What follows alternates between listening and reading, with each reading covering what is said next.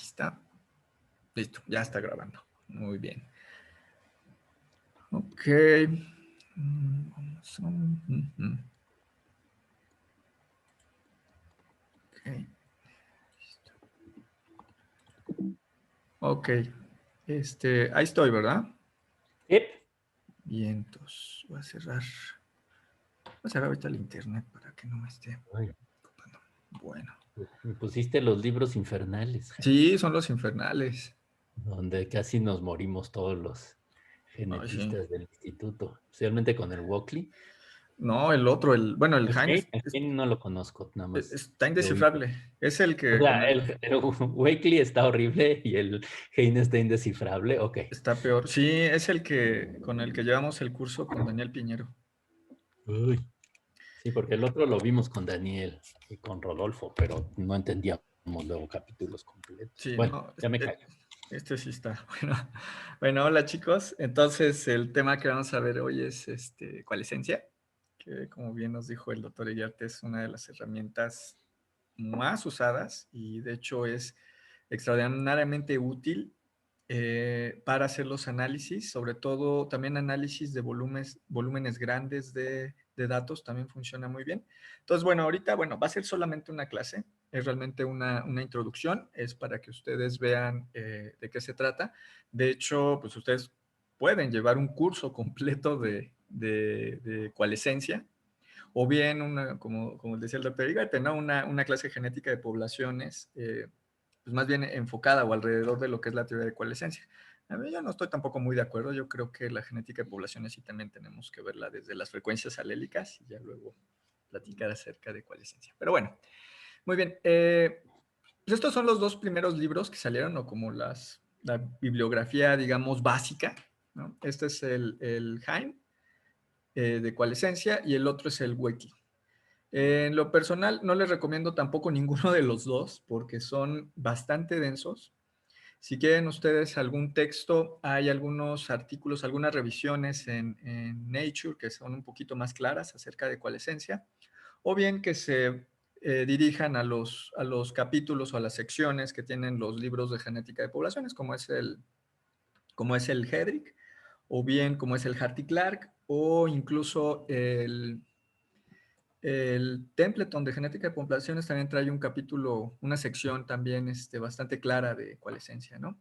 Entonces, bueno, estos son los dos Y libros. por ahí estaba las revisiones esas muy viejas de Dick Hudson, que no eran malas. O Ujú. sea, como introducción a la coalescencia, con eso aprendimos muchos, unos más que otros. Pero sí, sí, estos, cuando menos el Wakely, les puedo decir que, o sea, leías el capítulo entero y decías, bueno, ok, ya vimos todos los números, pero eso que tiene que ver con la evolución y ve cómo lo usó, ¿no? Como que no se tentaron el corazón para la gente práctica. Pero bueno, está padre que se los des, Jaime. Aquí está. Entonces, pues realmente ahorita lo que vamos a ver, pues es una mezcla de lo que viene realmente un poquito de lo que viene en estos dos libros. Algunas de las figuras son de estos libros, pero bueno, también lo que viene en su Hedrick, ¿no? Entonces, pues vamos a comenzar, ¿no? Eh, entonces, bueno, para estudiar la coalescencia nosotros tenemos que partir de este hecho, ¿no? Que toda la variación genética, es decir, los alelos, todos tienen una historia, ¿no? Y esta puede ser rastreada hacia atrás al pasado, ¿no? Hasta llegar a su estado ancestral. Es decir, todas las variantes alélicas que nosotros podemos observar o recobrar en una población provienen de un ancestro, ¿ok? Ahora bien, si nosotros podemos conocer o rastrear esta historia, vamos a ver que mucha de todos los eventos que ocurrieron en el pasado y que dieron origen a estos alelos, a esta diversidad genética, deja una señal clara en la cantidad y cómo se comporta esta variación genética, que nos puede entonces servir para reconstruir la historia, en este caso, eventos demográficos, cuestiones de mutación, flujo génico, etcétera, etcétera, etcétera, etcétera. Muy bien, entonces con esto en mente, nosotros ahorita ya podemos definir o vamos a trabajar bajo el principio de que cuando dos alelos encuentran a su ancestro, nosotros llamamos a eso un evento de coalescencia, es decir, tenemos dos unidades que se fusionan. Entonces, la coalescencia, pues finalmente es eso, ¿no? Un evento de coalescencia en términos de variación genética es cuando los alelos van fusionándose hacia atrás en el pasado, están encontrando a su ancestro, y la coalescencia, el evento de coalescencia total, pues vendría siendo la fusión de todos los alelos o de toda la variación genética que nosotros podemos observar en una población, toda esta fusión hacia un ancestro común. ¿Ok? Entonces, bueno, eso es lo que nos empieza a decir Hedrick. Y bueno, pues ¿cómo definimos coalescencia? Pues coalescencia realmente se define como la propiedad de las cosas de unirse o fundirse. Realmente los modelos coalescentes no son de genética, son modelos matemáticos que se han desarrollado para otras muchas cosas. En particular se utilizan mucho para, por ejemplo, para dinámicas de fluidos. Cuando ustedes ven, por ejemplo, una ventana y caen gotitas de agua, ustedes ven que las gotitas de agua empiezan a juntarse unas con otras, ¿no? Muchos de los modelos coalescentes justamente es para estudiar este tipo de comportamientos y de las características que pueden tener entonces los líquidos. También se utiliza para describir y estudiar la creación y la aparición de estrellas, etcétera, ¿no? Se utiliza también en astrofísica. ¿Okay? Bueno, pues entonces, sencillo, ¿no? La coalescencia son cosas que se unen y como estamos hablando de genes, estamos hablando de alelos, pues entonces es cuando dos alelos se fusionan para llegar a su ancestro común. ¿Okay? Bajo las definiciones ya formales en términos de genética, podemos definir a la teoría de la coalescencia en términos de genética como un proceso estocástico que trata de la unión o fusión de linajes ancestrales hacia atrás en el tiempo, ¿no? Que también esto es fundamental para poder entender la coalescencia. La coalescencia se mide hacia atrás. Suele variar por supuesto que suele variar dependiendo los autores, pero el modelado de la coalescencia es entonces de presente a pasado. ¿Qué quiere decir esto? Que entonces el tiempo inicial realmente va a ser el presente y el tiempo más viejo va a ser entonces hacia el pasado, ¿no? También hay que señalar que debemos de tener cuidado cuando nosotros leemos de coalescencia y sobre todo cuando hacemos análisis de coalescencia, tener siempre en cuenta cómo está escalado el tiempo, porque muchas veces es hacia atrás. ¿Okay? De ahí viene la frase con la que empieza el capítulo Hedrick, ¿no? Que dice que la vida se vive hacia adelante, pero se tiene que comprender hacia atrás. ¿Okay? Muy bien. En el libro este horrible, el Hein, la coalescencia la definen como un modelo matemático que describe el proceso que genera a los datos genéticos, ¿no? Que también esto nos da otra pista acerca de lo que hace la coalescencia, ¿no? Por una parte, entonces, tenemos unos modelos que tratan acerca de la fusión de linajes o de genes hacia atrás en el tiempo, pero además, la gracia que tiene es que estos modelos nos van a permitir entonces describir el proceso que generaron a estos datos genéticos o esta información. Es decir, que nosotros podemos tener un juego de alelos, un juego de diversidad genética que estamos observando en el presente, y entonces el objetivo va a ser rastrear su comportamiento hacia atrás en el tiempo y con esto poder inferir los eventos que ocurrieron, que nos dieron origen a esta variación, tal cual y como la estamos viendo en el presente. Bien. Pues bien, para empezar entonces, los modelos de coalescencia, justamente también tenemos totalmente análogo a lo que hemos visto en genética de poblaciones, es el modelo de coalescente básico, que es el modelo de la población ideal de Wright-Fisher. Esto ya también alguna vez ya lo vimos. Y pues, ¿qué es el modelo coalescente básico? Pues generaciones discretas, una población que tiene generaciones discretas, individuos haploides, tamaño constante, misma adecuación, no hay selección natural, no hay estructura y no hay recombinación, ¿no? Está de más decir que, bueno, pues tampoco hay ingreso de alelos por flujo génico, ¿no? Entonces, si ven, pues realmente esto es exactamente lo mismo que un modelo básico de Hardy-Weinberg. Entonces, a partir de esto, se genera lo que nosotros conocemos como el coalescente básico, que en esencia nosotros tenemos distintas unidades, que en este caso, bueno, son bolitas, pero bueno, nosotros podríamos llamarle genes o variantes alélicas.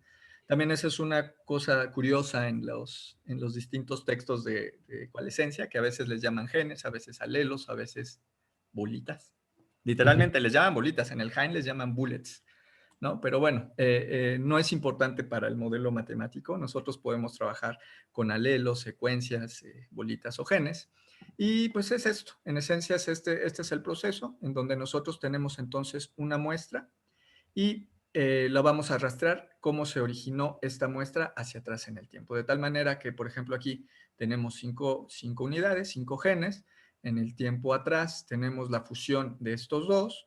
Al siguiente tiempo no ocurre la fusión de ninguno de ellos. Al siguiente ocurre una fusión y al último, al tiempo final, ocurre la fusión de todos los alelos o de todas las unidades que nosotros tenemos aquí.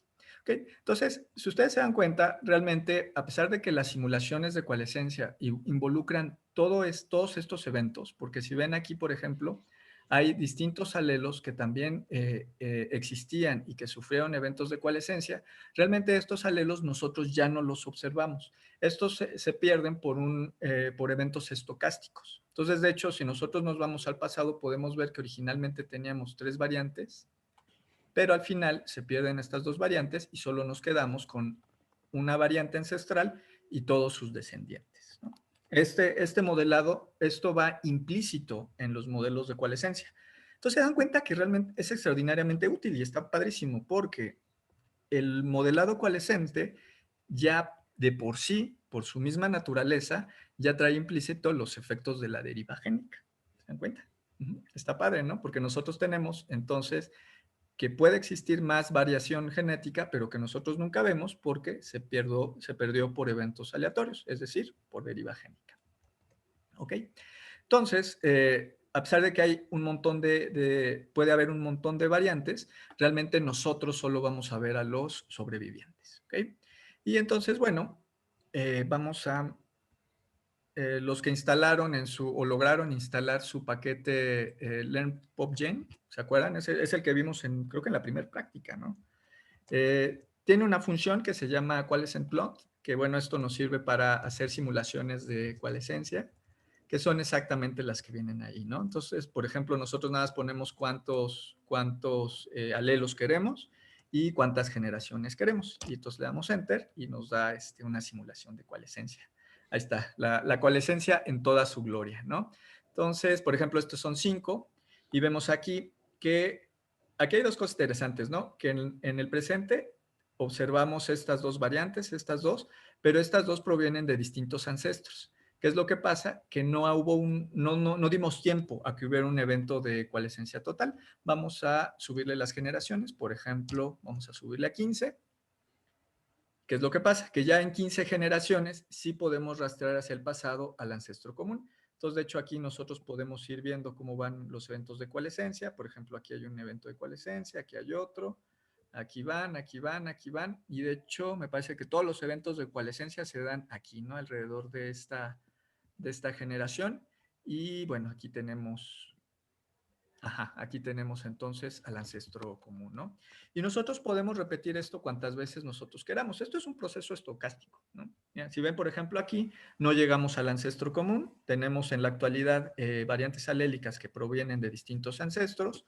Nosotros los repetimos y, por ejemplo, aquí ya llegó. Entonces, esto también es importante porque, por ejemplo, si nosotros le damos, vamos a darle 25 generaciones para que se vea más claro. En 25 generaciones, invariablemente vamos a llegar al ancestro común, independientemente de la simulación o cuántas simulaciones estamos corriendo. Voy a hacer esto chiquito para que pueda, no tenga que estar cambiando de ventanas. Ahora bien, ¿qué pasa si nosotros metemos más individuos? Por ejemplo, vamos a meter ahorita, voy a meter 15.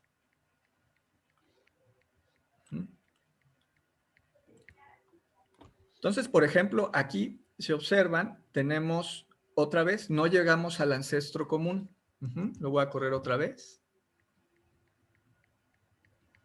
Bueno, en esta simulación sí llegamos, lo vamos a correr, por ejemplo, otra vez. Ustedes lo pueden correr también en su casa, ¿no? Entonces, por ejemplo, aquí también llegamos. Bueno, el azar, vamos a ponerle 20 para que sea un poquito más claro. ¿Okay? Entonces, por ejemplo, aquí no llegamos al evento de coalescencia, etcétera, ¿no?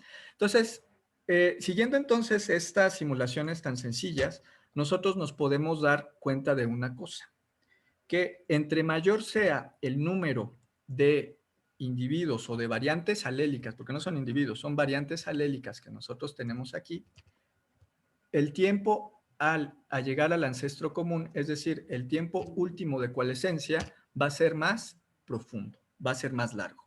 Ajá. Por ejemplo, aquí con 30, si ven, en 20 generaciones no llegamos al ancestro común. Aquí lo volvemos a hacer, tampoco llegamos al ancestro común y bueno, realmente nunca llegamos, ¿no? A diferencia que si nosotros metemos, por ejemplo, aquí en esta misma simulación, únicamente 10, siempre vamos a llegar entonces a nuestro ancestro común. ¿Okay? Entonces, este es de los principios básicos de la coalescencia, que si nosotros lo empezamos a pensar ya en términos de variación genética, tiene bastante lógica, ¿no? Imaginen entonces una población que tiene poquita variación genética. Si tiene poquita variación genética, ¿cuánto tiempo nos tardaría en llegar al ancestro común de esta variación genética? Pues poco, ¿no? Porque si tenemos poca variación, pues seguramente hay pocos individuos o es una especie muy nueva o lo que ustedes se imaginen. Pero, por el contrario, si nosotros tenemos muchísima variación genética, pues nosotros esperamos que el proceso que dio origen a esta variación genética sea muy largo, es decir, que tenga mucho tiempo o bien que su tiempo de coalescencia sea muy antiguo. ¿Ok? Listo. Muy bien. Entonces, para hacer estos modelos existen varias fórmulas y varios modelos matemáticos. Hedrick presenta este modelo de probabilidad, que es la probabilidad de que haya un evento de coalescencia. Por ejemplo, en el Hein presentan más bien una fórmula de un modelo exponencial. Esto se leería como la probabilidad de que haya un evento de coalescencia en el tiempo t va a estar dado por esta función exponencial para cada uno de los pares, ¿no? En un tiempo dado. ¿Okay? Y esto, pues bueno, se representa por es realmente una función exponencial en donde si nosotros tenemos, acuérdense que este es el presente, si nosotros tenemos muchos individuos o muchos alelos, la probabilidad de coalescencia va a ser más alta. ¿Okay? Esto también tiene bastante lógica, ¿no? Porque si nosotros tenemos muchos alelos, la probabilidad de que estos coalescan, pues va a ser más alta por el simple hecho de que hay más. Si hay menos alelos, la probabilidad es de que ellos coalescan va a ser más baja, ¿no? Y así de sencillo. ¿Okay? Esto va a tener entonces una consecuencia bastante interesante en los modelos de coalescencia.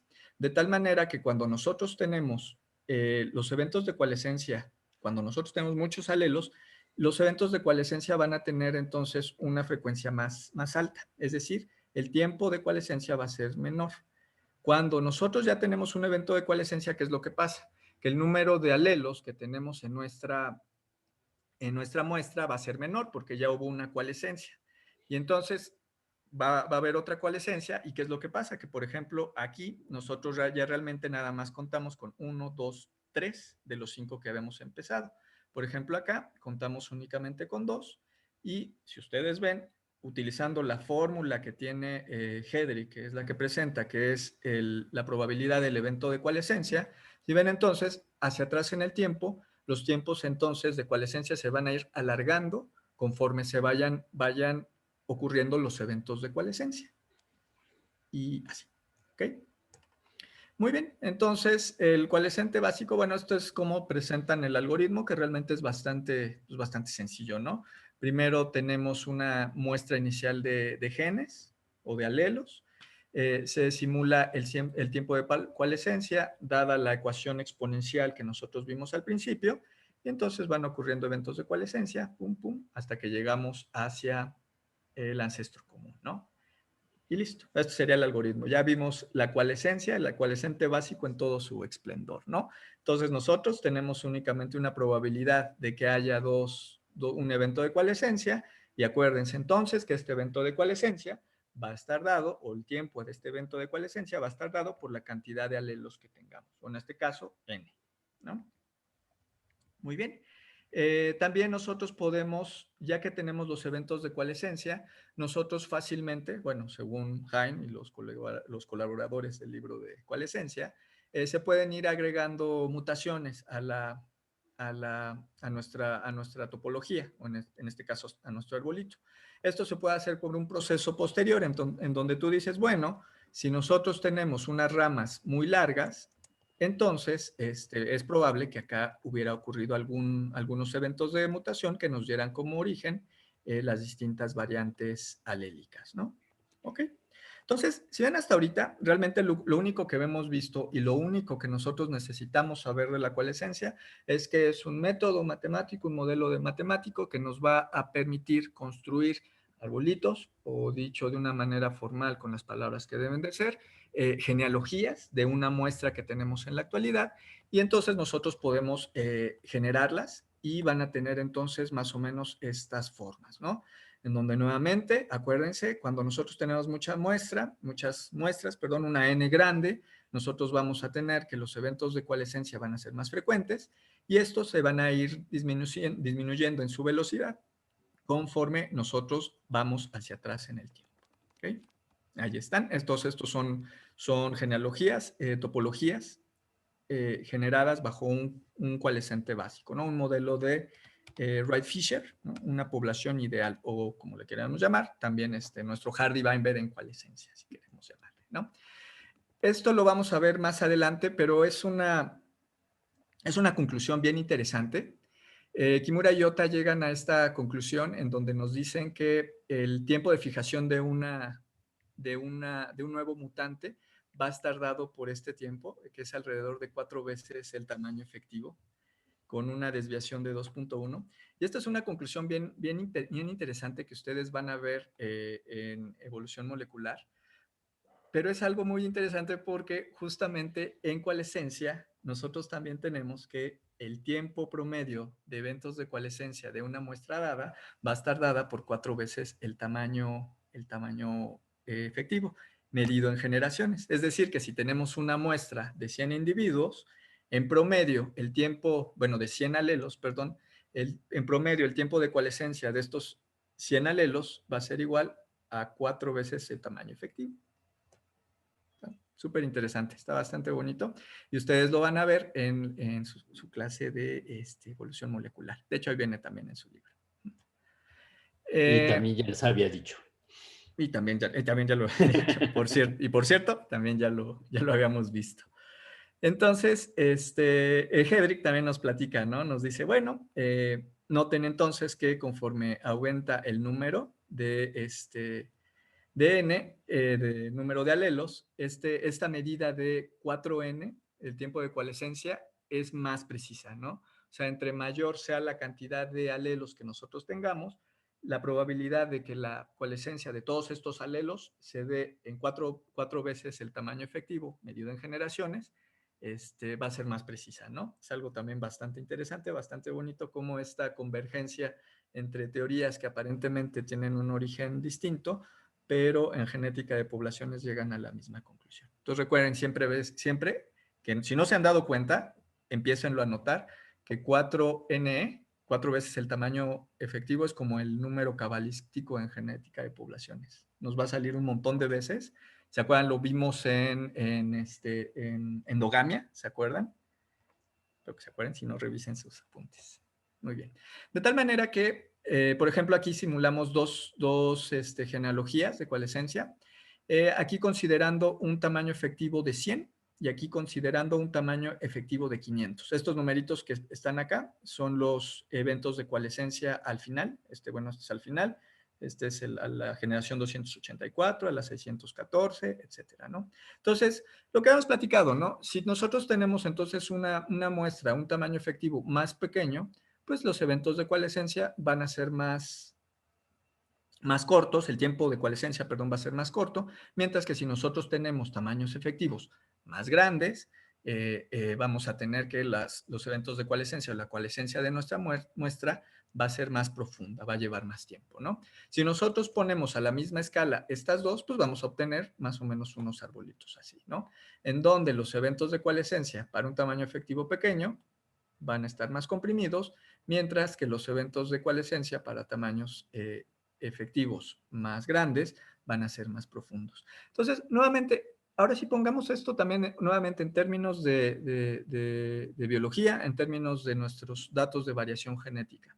Por supuesto, si nosotros tenemos tamaños efectivos grandes, lo más probable es que nosotros tengamos entonces mucha variación genética y si nosotros hacemos una genealogía de toda esta variación genética, pues vamos a tener algo así, de este estilo, ¿no? ¿Por qué? Porque si hay mucha variación genética, pues va a haber un montón de relaciones, un montón de eventos de coalescencia que nos van a llevar a eventos mucho más profundos. ¿Qué quiere decir? Que si nosotros tenemos mucha variación genética, lo más probable es que esta variación genética sea más antigua, ¿no? Que tengamos más eventos de coalescencia más profundos en el tiempo.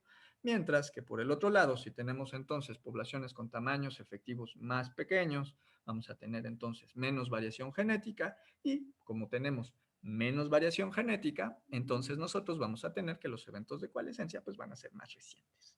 Entonces, si lo pensamos de esta manera, pues tiene bastante lógica, ¿no? Y es algo también simpático que estos modelos de coalescencia pues se adaptan pues, bastante bien a lo que ocurre con los datos de variación genética, ¿no? Entonces, la conclusión de esto es que el tiempo promedio de coalescencia siempre va a ser una función del tamaño efectivo. Recordando entonces, además, que el tamaño efectivo va a ser una determinante de la cantidad de variación genética que nosotros tenemos en nuestra población. ¿Okay? Muy bien. Entonces, nuevamente, ¿no? Nosotros tenemos nuestras topologías y bueno, pues hasta aquí está padre, ¿no? Si nosotros tenemos una población que no tiene selección natural, que tiene un tamaño efectivo constante, que no tiene estructura, etcétera, etcétera, etcétera, bueno, pues tenemos estos modelos que son los modelos de coalescente básico, ¿no? Digamos coalescente en Hardy-Weinberg. Y esta es la segunda conclusión o el segundo punto importante, ¿no? Acuérdense, el primero es que el tiempo de coalescencia va a estar determinado por el tamaño efectivo y el segundo es que ya lo vimos y se los repito varias veces porque es importante que quede claro, ¿no? El tiempo de coalescencia se va a alargar conforme disminuye el número de alelos, es decir, conforme coalescen, ¿ok? De tal manera, nuevamente, que si tenemos mucha variación genética, un tamaño efectivo grande o muchos alelos, van a haber un montón de eventos de coalescencia, pero conforme disminuyan entonces el número de estos alelos, los eventos de coalescencia van a ser más espaciados, van a ser más tardíos y entonces vamos a tener que estos van a tomar más tiempo. Y recordar nuevamente que el tiempo promedio de todo esto va a estar dado por 4 veces el tamaño efectivo. Muy bien. Entonces, hasta ahorita, pues ya tenemos entonces un marco teórico, tenemos entonces el coalescente básico, que nos dice entonces la forma y sobre todo la profundidad de ramas en una genealogía de alelos, en términos de coalescencia, pues va a estar dado por la cantidad de variación genética que tengamos. Recordando, entonces, si tenemos un montón de variación genética dada por un tamaño efectivo muy grande, entonces vamos a tener genealogías con ramas muy profundas. Y los eventos de coalescencia entonces van a estar dados también por el número de alelos, es decir, por la cantidad de variación genética que nosotros tenemos en nuestra muestra. Listo, ¿no? Hasta ahí. Pero viene ahora sí ya lo interesante. Acuérdense, bueno, los modelos básicos o los modelos nulos o modelos neutros, pues funcionan padrísimo cuando justamente los podemos ir modificando, cuando justamente los podemos romper. Y justamente estos modelos coalescentes se pueden modificar de acuerdo a distintos escenarios, que de hecho una de las ventajas más útiles de la coalescencia es que nosotros podemos además combinar varios de estos eventos que rompen el coalescente básico, ¿no? Entre ellos, de los que más nos interesan, pues es la fluctuación en el tamaño poblacional, es decir, qué pasa si el tamaño efectivo de una población no es constante a lo largo del tiempo, que de hecho esta es por excelencia una de las maneras más utilizadas de los algoritmos de coalescencia. De hecho, lo vamos a ver al final de la clase. Se utiliza también para estimar estructura y flujo génico en las poblaciones. También funciona para la selección, para simular selección y también para simular eventos de recombinación. Vamos a ver rápidamente como de qué trata esto, ¿sale? Bien, entonces, cuando nosotros tenemos tamaño poblacional, ¿no? Entonces, miren, tenemos aquí, esto es del libro este horrible del Jaime, creo que es la única figura que creo que vale la pena de todo el libro. Bueno, no que vale la pena, pero que es rescatable o entendible de todo el libro. Entonces, miren, aquí tenemos el tiempo en generaciones hacia atrás. Y este es el presente. Entonces, si ven hacia atrás, hubo eventos de cambio en el tamaño efectivo. Y si hay cambio en el tamaño efectivo, acuérdense, el tamaño efectivo va a ser una determinante de la variación genética. O bueno, lo podríamos decir también al revés, pero vamos a tomarlo ahorita así, que entonces el tamaño efectivo está completamente ligado a la cantidad de variación genética. Entonces, ¿qué pasa? Que si nosotros tenemos reducciones en el tamaño efectivo, nosotros vamos a tener reducciones en la cantidad de variación genética, es decir, vamos a tener cambios en el número de alelos que van a estar disponibles en los eventos de coalescencia. ¿Y qué va a pasar automáticamente? Que vamos a tener que las tasas o la velocidad de coalescencia en nuestra topología va entonces a estar influenciada por estos eventos de fluctuación en el tamaño poblacional. ¿Ok? Por ejemplo, acuérdense, mira, se las pongo para que no se les olvide nunca. Justo lo que acabamos de ver, ¿no? Entonces, si la tasa de coalescencia está determinada por la cantidad de alelos y el tamaño efectivo que nosotros tenemos en nuestra población, ¿qué es lo que va a pasar? Pues que nosotros podemos hacer los modelos, perdón, me brinqué, nosotros podemos hacer un modelo de cambio poblacional, por ejemplo, utilizar el más sencillo que es un crecimiento exponencial, n de t por n, la constante exponencial, realmente el parámetro de crecimiento vendría siendo beta. Y vamos a ver qué es lo que pasa. Okay. Estas genealogías estas son las que obtuvimos mediante un coalescente básico y estas son las que obtuvimos cuando hay un crecimiento exponencial. Lo primero que nosotros vamos a ver es esto. Uno, que las ramas son más largas cuando nosotros simulamos con crecimiento exponencial. Pero ¿qué otra cosa está interesante? Miren, los eventos de coalescencia, ¿en dónde están? Los eventos de coalescencia están amontonados en estas regiones de la genealogía. ¿Qué es lo que quiere decir esto? Acuérdense, si nosotros tuvimos un aumento en el tamaño de la población, ¿qué es lo que va a pasar? Va a haber un aumento entonces en la tasa de coalescencia. ¿Y qué es lo que nos está enseñando esto? Justamente que hay un aumento en la tasa de coalescencia en esta zona de los arbolitos, que quiere decir, o esto sugeriría, que en este tiempo, en términos de generaciones, hubo un evento de cambio en el tamaño poblacional. Y en este caso, pues sería entonces un crecimiento. ¿Okay? Y, por ejemplo, si nosotros hacemos un modelo exagerado como este, que es un crecimiento exponencial de 1000 a 10.000 individuos en 100 generaciones, es decir, un cambio pues prácticamente instantáneo, bueno, para una población biológica, pues tal vez esto podría ser la fundación, por ejemplo, de una nueva población o la colonización de de una isla o algo, por ejemplo. Pero bueno, un evento de estos tan violentos, pues ¿qué es lo que va a pasar? Pues nos va a dar una topología de este estilo, en donde nosotros tenemos entonces los eventos de coalescencia se van a encontrar entonces amontonados justo en el tiempo o aproximadamente en el tiempo en donde se dio el crecimiento en el tamaño efectivo. Es decir, más o menos por aquí, ¿no? Las 100 generaciones en estas topologías son aproximadamente aquí donde queda el piquito del paréntesis. Entonces, si ven, estos son entonces las 100 generaciones y entonces todos los eventos de coalescencia se quedan ahí. Entonces, ¿qué es lo que nos está mostrando esto? Que bueno, que entonces los eventos históricos que de alguna manera influencian la cantidad de variación genética que nosotros tenemos en una muestra, nos van a dejar entonces señales particulares en las genealogías que nosotros podemos simular con la coalescencia, ¿no? De tal manera que entonces si tenemos que hay ciertas regiones de la genealogía que tienen un amontonamiento de eventos de coalescencia, nosotros podemos decir, bueno, ahí ocurrió algo, ocurrió un evento demográfico, y si lo que tenemos es un aumento en la tasa de coalescencia, como es aquí, que tenemos un chorro de eventos de coalescencia, pues entonces lo que va a pasar es que en ese momento lo más probable es que haya habido un aumento en el tamaño efectivo que llevó consigo un aumento en la diversidad genética. Bien.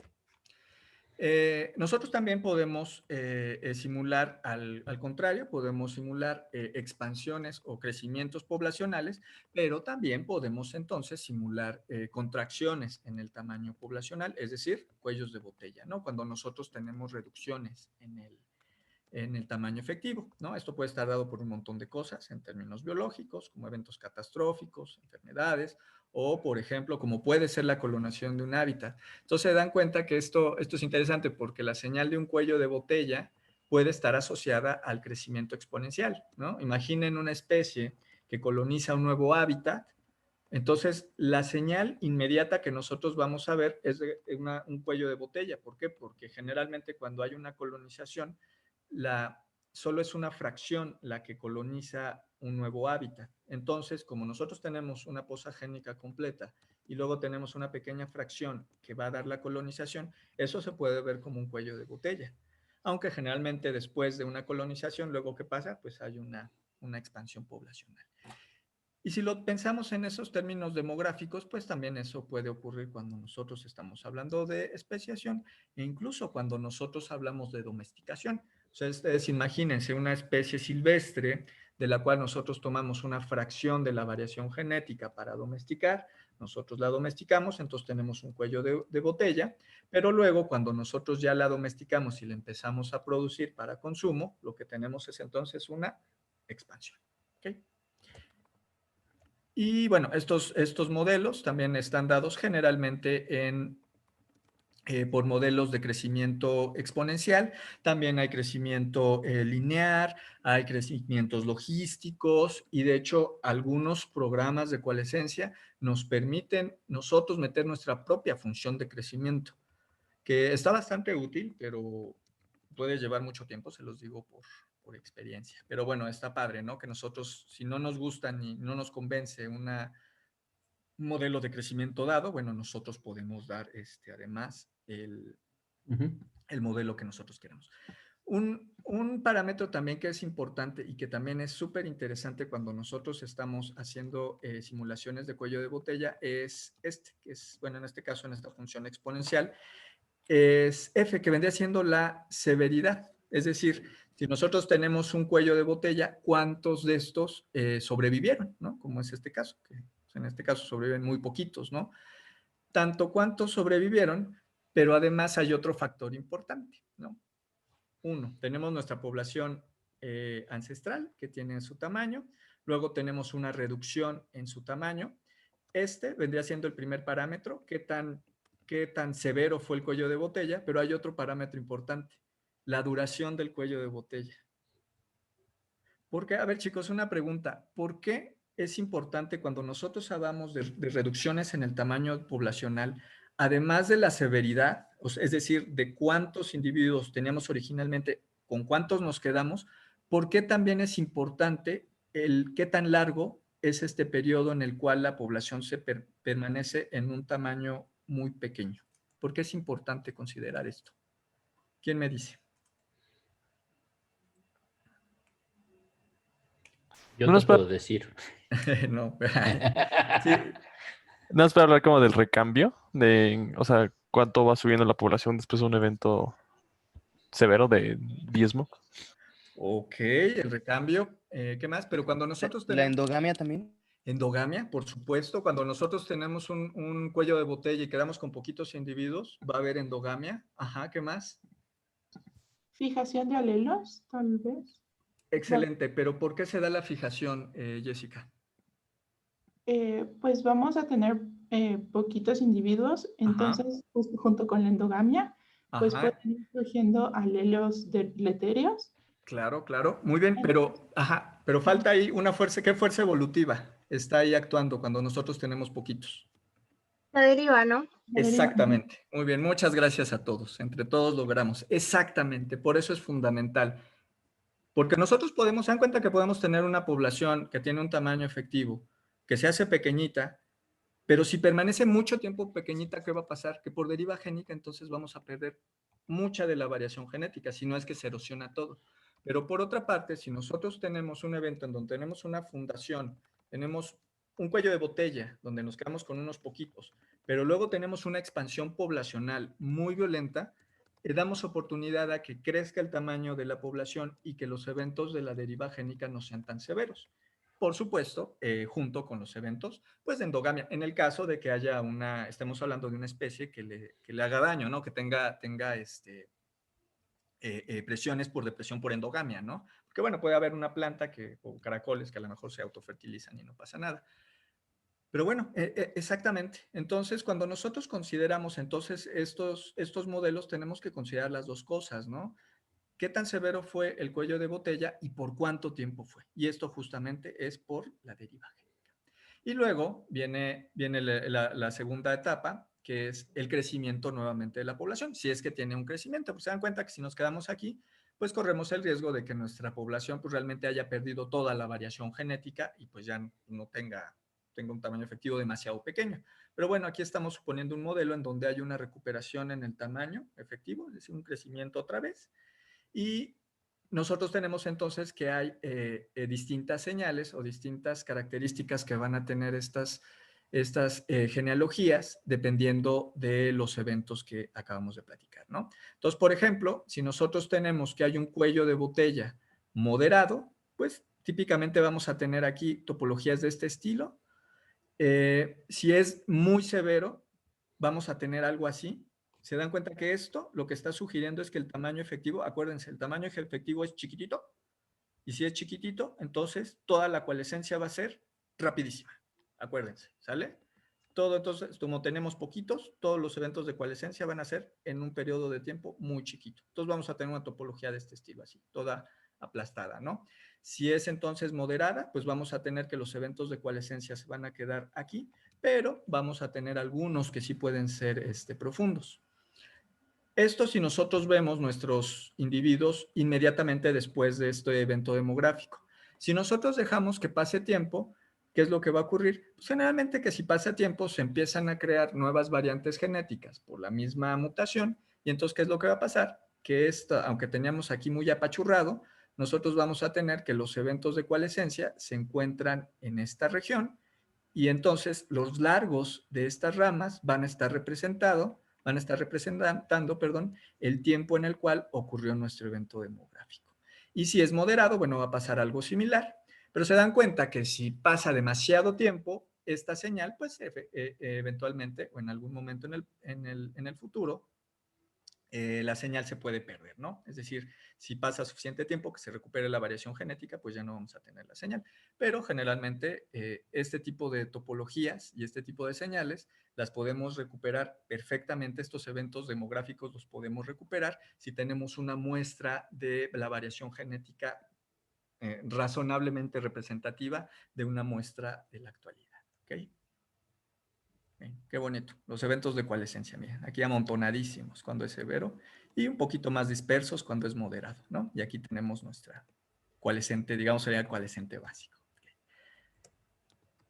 Y bueno, aquí están, estos ya son simulaciones, ¿no? Esta es una reducción del tamaño a un 90%, o sea que se hizo muy chiquito el tamaño, me parece que el tamaño efectivo aquí eran 10,000, hace 100 generaciones. Entonces, así es como se ven. Entonces, nuevamente, tenemos que los eventos el evento demográfico que fue de reducción, lo que hizo fue erosionar la variación genética y entonces, pues todos los eventos de coalescencia están amontonados aquí en las regiones más recientes o en las regiones más cercanas a las puntas de nuestras genealogías, ¿no? Aquí se ve y aquí se ve, ¿no? De hecho, esto también es bastante interesante porque si estas distancias que nosotros estamos midiendo están reflejando entonces qué tan parecidos o qué tan distintos son los alelos, se dan cuenta que también después de un evento severo de cuello de botella, pues las variantes que vamos a tener van a ser muy parecidas entre ellas, porque pues, son parientes al final, o bien también pueden ser muy distintas entre ellas, ¿no? Justamente por el proceso estocástico de la selección de los que sobrevivieron al cuello de botella. Entonces, miren, aquí están. Qué bonito se ve. Pero estos son solo simulaciones. Ahorita vamos a platicar de datos ya de veras. Entonces, nuevamente, esto es lo que nosotros habíamos ya platicado, que nosotros, por ejemplo, tenemos el cuello de botella en 100 generaciones, pero si lo tenemos a 10,000, ¿qué es lo que va a pasar? entonces que los eventos de coalescencia van a estar amontonados a mayor profundidad de las ramas. ¿Okay?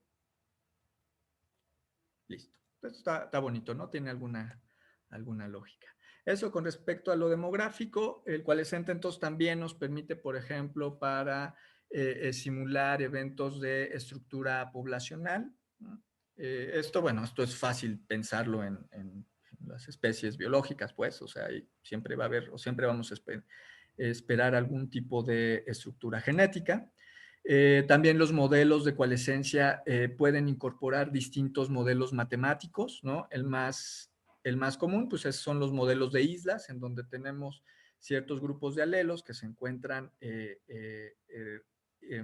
apareándose de manera aleatoria, ¿no? Tenemos entonces dos grupos y estos dos grupos van a tener una proporción de ellos va a tener una migración hacia un lado y una migración hacia el otro. Este modelo, así como ustedes lo ven, no vamos a meternos realmente con el modelo matemático, pero esto es una de las maravillas, así de las cosas padrísimas que hacen los algoritmos coalescentes, que vean que somos capaces de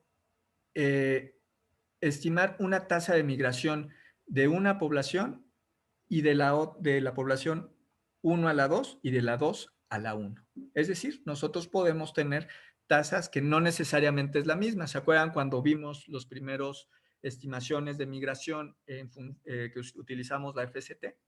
Realmente lo que hacíamos era obtener un solo valor, ¿no? Que era el valor de migración entre las poblaciones. Algo que es fabuloso entonces de la coalescencia es que estos valores de migración no necesariamente son iguales, sino puede haber más migrantes de una población a la otra que de la otra a la una. ¿Okay? Entonces, este es el modelo de islas infinitas, que puede ser entonces expandidos para múltiples islas. Entonces, esto está padre. Lo único es que cuando ustedes utilicen este tipo de modelos, tomen en cuenta que es de este modelo, Stepping Stone. ¿Qué quiere decir esto? Que, por ejemplo, esta isla solo tiene contacto con estas que están acá, pero esta jamás va a tener contacto con la que se encuentra hasta acá. ¿Okay? Tómenlo en cuenta nada más. De hecho, los programas más usados para estimar el flujo genético ya no se sujetan a un stepping stone estricto, sino puede haber este intercambio realmente entre todas las unidades. Pero bueno, son los modelos que se utilizan también para estimar. Flujo génico, hay unos modelos también súper complicados y también bastante interesantes, aunque hasta donde yo sé nunca he visto un programa que lo implemente, perdón.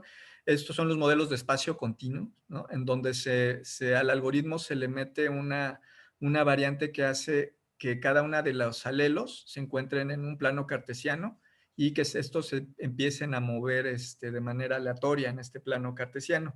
Y llega un momento en el cual se fusionan y cuando se fusionan quiere decir que hubo un evento de migración. Ok, está bastante complicado, es algo así como movimiento browniano, pero bueno, también se utiliza, aunque yo nunca he visto un software que lo utilice. Pero bueno, ¿qué es lo que pasa cuando nosotros tenemos, por ejemplo, dos islas y flujo genético? Pues entonces las topologías van a ser más o menos así, ¿no? Si nosotros tenemos entonces dos poblaciones que tienen nada o muy poco de flujo genético, pues típicamente tenemos esto, ¿no? Tenemos población 1, población 2, que se encuentran perfectamente estructuradas, cada una por su lado, y se dan cuenta que entonces esto va a estar nos va a estar diciendo el tiempo de divergencia entre las dos poblaciones, pero también es largo de estas ramas, también nos va a estar diciendo de la cantidad de flujo genético que pueden o pudieron haber tenido las poblaciones. De tal manera que si tenemos ramas extraordinariamente largas, como puede ser aquí, quiere decir que las poblaciones a lo mejor no tienen muy poco flujo génico, pero imagínense que esta rama que la separa es muy corta o que estos eventos de coalescencia se encuentran entonces repartidos a lo largo de toda la genealogía, querría decir que probablemente tengan bastante flujo génico las dos poblaciones, ¿no?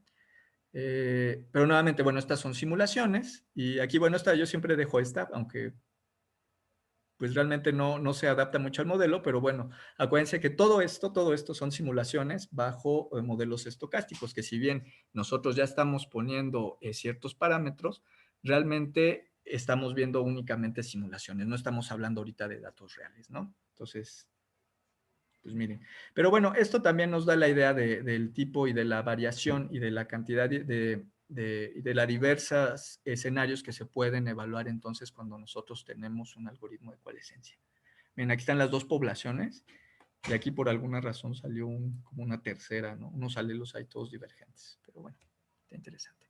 Entonces, otra de las ventajas que tiene la coalescencia es que nosotros además podemos mezclar todos estos eventos, ¿no? De tal manera que nosotros podemos tener modelos que tengan entonces un crecimiento poblacional, pero que también tengan tasas de migración entre las distintas unidades o las distintas poblaciones. Y de hecho esto va a dejar entonces ciertas señales en las genealogías. O sea, imagínense, por ejemplo, esta, que esto, de hecho, esto se parece bastante, ¿no? Con un tamaño efectivo muy pequeño, en donde tenemos aquí amontonados todos los eventos de coalescencia, pues esto a lo mejor también podría sugerir que no solo estas dos poblaciones se encuentran aisladas y que tienen poco flujo genético, sino que además estas dos poblaciones, cada una solita, tuvo a lo mejor un evento de cambio demográfico, ¿no? Entonces se pueden mezclar los modelos, se pueden hacer los modelos bastante complejos y esto nos da origen a los primeros modelos que salieron, que son una verdadera maravilla, que son los modelos de aislamiento con migración o los modelos de IM, que de hecho hay un programa que se llama así IM o IMA. ¿Qué es lo que hacen? Justamente mediante modelos de coalescencia se busca encontrar explicar la cantidad de variación genética que estamos observando en el presente, implementando estos modelos, en donde tenemos entonces una poza génica ancestral, tenemos un evento en el cual las dos poblaciones, en este caso que son dos poblaciones, divergieron, pero además tenemos que cada una de estas poblaciones puede tener un tamaño efectivo que puede ser constante o puede ser no constante o puede haberse hecho chiquito o puede haberse hecho grandote, pero además tenemos que puede haber una cierta cantidad de individuos que migran de una población y una cierta cantidad que migran de una a la otra población. Entonces está padrísimo, o sea, vean únicamente con la simulación de estas genealogías la cantidad de parámetros que nosotros podemos ir integrando en nuestros modelos. Entonces es fantástico. Y de hecho ya ahorita los modelos más nuevos no se limitan a dos poblaciones, sino se limitan, pues, no, la verdad no estoy muy seguro cuál sea el límite de poblaciones, pero pueden ser muchas. Entonces se dan cuenta que el único problema es que si nosotros aquí, por ejemplo, tuviéramos 3 o 4 poblaciones, la cantidad de parámetros que se tienen que estimar es gigantesca, ¿no? O sea, cuántas tasas de mutación se tienen que estimar, cuántos tamaños efectivos se tienen que estimar, etcétera, etcétera, etcétera, ¿no? Y también puede haber distintos tiempos de separación de las poblaciones, ¿no? Pero bueno, estos de los modelos que se utilizan son modelos bastante flexibles y nos pueden dar mucha información acerca de nuestra datos de variación genética. ¿Okay? Esto en lo que a migración, a migración y eventos demográficos se refiere, pero también los algoritmos de coalescencia nos permiten simular selección, ¿no? Por ejemplo, puede ser selección balanceadora, puede ser selección direccional y pues esto también se parece bastante los modelos realmente en términos de términos matemáticos. Perdón, se van a parecer bastante a lo que es el flujo génico, solo que en lugar de tener una tasa de migración que nos va a estar dando el largo de estas ramas, vamos a tener entonces una presión selectiva. De tal manera que si en la población esta de acá y esta de acá tenemos tenemos presión selectiva que está haciendo que estas dos poblaciones sean distintas, si esta presión es muy fuerte, pues entonces el largo de esta rama va a ser muy largo. ¿Por qué? Porque entonces la selección va a estar haciendo que estas dos pozas génicas que están bajo distintas presiones de selección vayan divergiendo, ¿no? Y nuevamente, dependiendo entonces también de la intensidad de la selección, va a ser nuevamente la forma que nosotros podemos tener en nuestras poblaciones, ¿no? Y también, bueno, esto también va a tener que ver si estas poblaciones, nuevamente, si tienen flujo genético, pues imaginemos aquí, tenemos la selección que nos está separando estas dos pozas génicas, pero si estas dos pozas génicas tienen flujo genético, ¿qué es lo que va a pasar? Que los largos de estas ramas entonces se van a hacer pequeños. Y por una parte, Recuerden, vamos a tener selección que va a estar luchando por separar entonces estas pozas génicas, pero además vamos a tener migración que va a estar tratando de juntarlas. Entonces aquí está simpático porque vamos a tener por un lado selección haciendo largas estas ramas, pero vamos a tener migración que va a estar haciendo que estas ramas se acorten. Entonces, esto está simpático. Se pueden entonces poner también, bueno, selección direccional cuando nada más nos beneficia a una de las variantes. Para la selección se utiliza algo que se conoce como gráfico de selección ancestral, en donde se hace la simulación de coalescencia y luego se simulan entonces eventos en donde puede haber una rama o una variante alélica que es beneficiada por la selección y una que es castigada por la selección. Entonces queda algo así, ¿no? Tenemos entonces nuestra topología. Tenemos entonces la simulación de un evento de selección.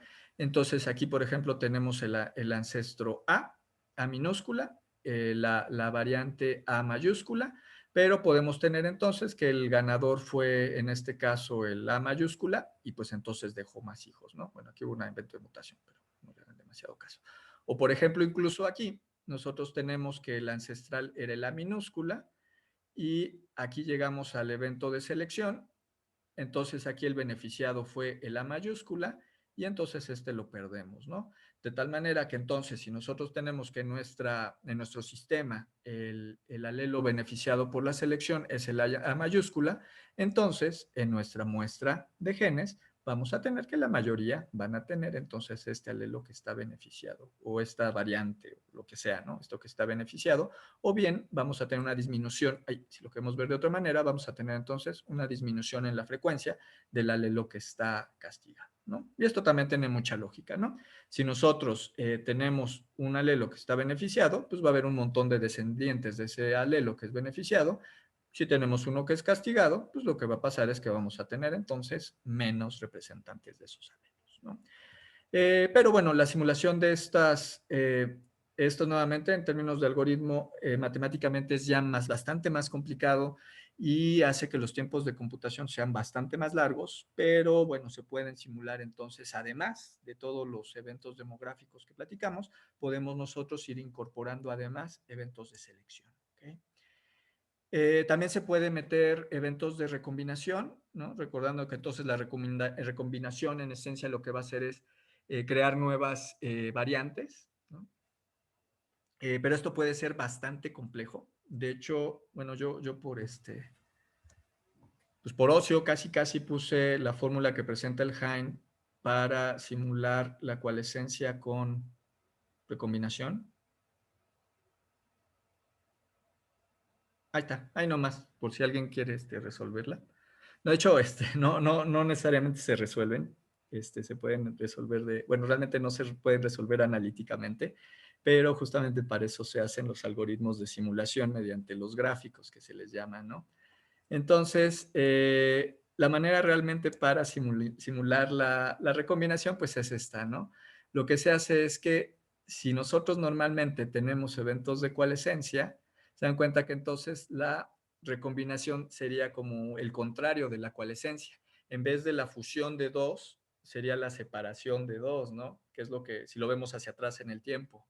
Entonces, justamente lo que hacen los algoritmos es crear esto que se le conoce como los gráficos de recombinación, que lo que hace en esencia es esto, ¿no? Nosotros tenemos dos loci, nosotros tenemos distintas variantes alélicas, y entonces lo que hacemos es reconstruir la posible historia de recombinación entre las distintas variables, de tal manera que nosotros obtengamos esta muestra actual. Entonces, pues está padre, ¿no? Esto se hace de esta manera mediante estos gráficos debido a la dificultad de resolver las fórmulas de manera analíticamente y pues así está. Entonces, si ven, por ejemplo, aquí tenemos que los ancestros realmente, por ejemplo, de estas variantes eran así y nosotros lo que podemos ir haciendo es que, bueno, aquí hubo un evento en donde tenemos un evento de coalescencia, en donde teníamos queda a la mitad, pero luego tenemos un evento de recombinación y etcétera, ¿no? Bueno, más bien lo tenemos que ver hacia atrás, ¿no? Aquí tenemos entonces aquí una separación, luego tenemos una recombinación, pero luego este se fue para acá, etcétera, etcétera, etcétera, ¿no? O sea, realmente esto lo simulan los programas. Lo que sí es que tomen en cuenta también que si ustedes van a hacer simulación de algún escenario y ustedes quieren meter un parámetro de recombinación entre sus marcadores, vean la complicación que se hace de simular. Esto nada son 2, ¿no? Eso va a hacer que los cálculos sean mucho, mucho, mucho, mucho más tardados. Entonces, ojos cuando ustedes simulen entonces cosas que tengan eventos de recombinación. En general es mejor tener marcadores que tienen poquitita tasa, una tasa de recombinación muy pequeña o nula, y eso va a hacer que entonces los cálculos sean más eficientes. ¿Ok? Bueno, pues listo. Entonces hasta ahorita pues vimos cosas como de coalescencia de bolitas, coalescencia de alelos, vimos modelos matemáticos así complicadísimos que creo que están ahí, vimos los gráficos, pero bueno, lo que vimos hasta ahorita es que entonces todos los eventos que hayan ocurrido en el pasado en una muestra dada de alelos o de variación genética que estamos observando en el presente, todos estos eventos históricos que pasaron van a dejar entonces una señal o van a dejar una huella en la reconstrucción genealógica de nuestra muestra, ¿no? Y así viene lo interesante. Bueno, ok, y esto está padrísimo, pero ¿cómo se aplica? Bueno, existen varios programas. Ahorita, bueno, pues no nos vamos a meter, vamos a ver solo uno, porque por ahí es que veo que tenían interés de ver esto, entonces lo vamos a ver. Uno de los programas, pues es el que habíamos platicado, Migrate, que justamente implementa un algoritmo de coalescencia, que de hecho es el mismo algoritmo que usé para hacer los arbolitos, utiliza ese, era el coalescente básico de Hudson. Y mediante eso se pueden simular entonces flujo genético entre varias poblaciones. Pero vean entonces la cantidad de parámetros que tiene. O sea, por ejemplo, aquí tenemos cuatro poblaciones. El tamaño del círculo es proporcional a su tamaño efectivo. Es decir, tenemos 4 poblaciones que tienen distintos tamaños efectivos, que tienen además distinta cantidad de variación genética, pero que a su vez pueden tener intercambio. Por ejemplo, este es bidireccional. Con respecto a la 4 es unidireccional. Por ejemplo, esta grande solo tiene flujo génico de aquí para acá, etcétera, etcétera, etcétera. Nosotros entonces podemos usar modelos tan complejos como los queramos armar. Obviamente nosotros tenemos que tomar en cuenta que entre más complejidad, toma más tiempo en correr, y si nosotros abusamos del número de parámetros, tomen en cuenta que puede ser que nunca lleguemos a una solución. ¿Okay? O que tengamos varias soluciones igualmente plausibles. Pero bueno, esto es de lo que hace el programa. Migrate es de los más usados. Acaba de salir una nueva versión que es bastante corre más rápido, es decir, porque ahorita justo pues ya estamos utilizando datos de SNPs. No es lo mismo tener nuestros 10, 15 microsatélites y hacer simulaciones de coalescencia con esos marcadores que hacer simulaciones de coalescencia para miles y miles, ¿ok? Otro de los programas, que este es el que vamos a ver, es el BEAST, ¿no? Que está bastante padre este programa, Bayesian Evolutionary Analysis Sampling Trees. Realmente lo que hace BEAST es crear filogenias, pero una de las gracias es que cuando nosotros ya tenemos entonces generada nuestra filogenia, nosotros podemos utilizar entonces la teoría de la coalescencia para ver cuáles fueron los eventos demográficos más probables que nos puedan estar explicando la forma y sobre todo las tasas de coalescencia que nosotros observamos en nuestra muestra, que es lo que vamos a hacer ahorita. Muy bien. Y bueno, ahí está. Este es un ejemplo también bastante simpático de la aplicación de BEAST. Ahorita lo vamos a hacer, pero es uno de los eventos más bonitos, ¿no? Lo hicieron con datos de humanos, ¿no? Y lo que querían ver era justamente los eventos, si podían recuperar las señales de los eventos de colonización en América. Entonces, mediante el programa de BEAST, que vieron, miren, acuérdense que cuando estemos usando coalescencia, acuérdense siempre, tienen que leer el manual y ver en qué sentido está la escala de tiempo, ¿no? En este caso, si ven, es años antes del presente, es decir, que es negativa, ¿no? Es hacia el pasado, digamos, la escala de tiempo. Este es el presente. Entonces, miren, aquí está el tamaño efectivo, que era el tamaño efectivo ancestral. Entonces, supone que en este momento fue cuando empiezan a llegar los primeros colonizadores a Bering, y cuando estos avanzan y llegan a América, hay una expansión en el tamaño poblacional valga la redundancia, de la población, lo cual es lógico, ¿no? Imagínense, atraviesan el estrecho de Bering. Acuérdense que cuando se congela en la glaciación, se congela el estrecho de Bering, no es que haya sido un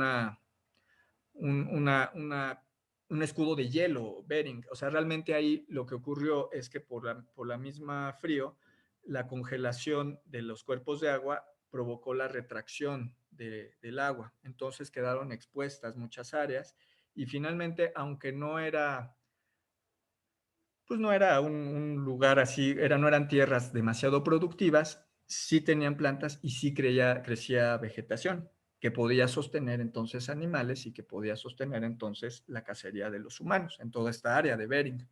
Pero, ¿qué es lo que pasa? Que cuando ellos entran entonces a América, pues se encuentran entonces un ambiente en donde tenemos un hábitat libre, tenemos muchos animales que pueden ser cazados, especialmente mamuts y cosas por el estilo, y entonces, ¿qué es lo que ocurre con la población humana? Pues que sufre una expansión en su tamaño, un crecimiento. Y de hecho, una de las ventajas es que con estos algoritmos es que si nosotros tenemos la manera de conocer la tasa de mutación, o bien tenemos la manera de fechar alguna de los puntos de coalescencia de nuestra genealogía, nosotros podemos entonces ponerle unidades además a nuestros eventos, de tal manera que, pues miren, aquí están también tomen con sus debidas precauciones, ¿no? Obviamente, pues aquí parece que podemos estimar hasta el minuto preciso en el cual hubo la expansión, ¿no? Entonces, siempre vean, estos son los intervalos de confianza y siempre tómenlos en cuenta cuando vean este tipo de análisis. Pero bueno, está padre, ¿no? Que esto justamente coincide con la parte final de la última gran glaciación. Está bonito. ¿Viste? ¿Y qué más? Bueno, tener cuidado con el tamaño de muestra y tipo de marcador. En este caso todo lo hicieron, de hecho, si vieron, aquí dice Female Effective Population Size. Este fue realmente hecho con marcadores mitocondriales, pero estos set de datos incluyó información de fósil, de humanos fósil. Y pues listo. Entonces, miren, ¿cuál es el mensaje aquí, no? Pues que los métodos basados en coalescencia son una herramienta muy poderosa, ¿no? Las ventajas, pues es que es robusta. En general, la teoría es robusta en el sentido de que siempre va a estar acompañada de un valor de precisión, es decir, del error que puede tener, que puede ser intervalos de confianza, etcétera, ¿no? Que eso es algo de lo que a lo mejor no es un pro, porque generalmente cuando uno estima tamaño efectivo utilizando coalescencia, pues nos sale el tamaño efectivo de 10,000 más menos 8,000, ¿no? Pero bueno, está bien. Es muy flexible, bueno, aquí puse relativamente, pero realmente es muy flexible, o sea, a tal grado que nosotros podemos incluir en nuestros modelos de coalescencia de manera simultánea crecimiento poblacional, reducción poblacional, migración, si queremos recombinación, etcétera, etcétera, etcétera, ¿no? Análisis padres, y bueno, si está padre o no sé, bueno, es un pro porque se pueden hacer cosas bien padres. Contras, pues la teoría puede ser complicada. Digo, ahorita lo que vemos pues es realmente algo muy, muy digerido, no vimos prácticamente nada de matemáticas, pero cualquiera que tenga el valor de meterse a uno de estos dos libros que presenté al principio, van a ver que puede ser bastante complicada la teoría. Algunos análisis requieren de juegos de datos ya generados, como lo que vamos a ver ahorita. Por ejemplo, vamos a utilizar un arbolito con el cual vamos a ver los eventos de coalescencia, cómo pueden explicar la historia demográfica de la muestra que estamos viendo. Entonces se dan cuenta que está padre, pero si el arbolito que estamos utilizando está mal, pues toda la inferencia que vamos a utilizar, que podemos hacer mediante la teoría de coalescencia, pues va a estar doblemente mal. Y Algunos programas son exigentes computacionalmente y además algunos no son muy amigables. Eso ya está cambiando, a pesar de que siguen siendo los programas exigentes computacionalmente. Ya las computadoras de ahora, bueno, son mucho más eficientes. Y esto, bueno, sí es medio viejo, pero pues esto estamos hablando de hace 5 años, ¿no? No sé si alguien tenga una computadora de hace 5 años y una de ahora, pues sí, la diferencia en poder de cómputo es muy diferente. Y listo. Entonces, no sé si tengan ahorita una pregunta. Lo que vamos a hacer ahora, hay una práctica nueva, la práctica 5, no sé si ya les llegó, si no, les va a llegar al ratito. Para esta práctica nueva no tienen que entregar nada, repito, no hay que entregar nada, es únicamente demostrativa. Yo les recomiendo que la hagan, pues porque pues, está padre. Sobre todo, igual les puede servir para los que están haciendo su trabajo final, si ya lo hicieron bien, si no, pues pueden incorporar estos análisis. Entonces, nuevamente, esta práctica ya está el video en YouTube. Esperemos que les llegue la liga en un ratito. Nuevamente, no hay que entregar nada, solo es demostrativa, ¿no? Porque ya nos comió el tiempo y la verdad es que ya no lo platicamos y ya no queremos cargarles más la mano con tanto trabajo. Lo que queremos entonces es que pues ya el resto del curso, pues más bien se lo dediquen a su trabajo final. Pero esto queríamos verlo porque pues puede ser que les sirva para su trabajo final. Bien. Entonces, ¿alguien tiene alguna pregunta antes de empezar con esto? ¿Una pregunta, dudas, sugerencias? Hola, yo tengo una duda. Dime. Cuando hay transferencia horizontal de genes entre linajes, ¿qué pasa con los modelos de coalescencia? Muy buena pregunta. Cuando hay transferencia horizontal entre linajes. Pues lo que obtienes entonces, bueno, depende de varias cosas, ¿no? Uno, de la antigüedad de esta transferencia horizontal, o sea, sobre todo el problema es cuando es como reciente, ¿no?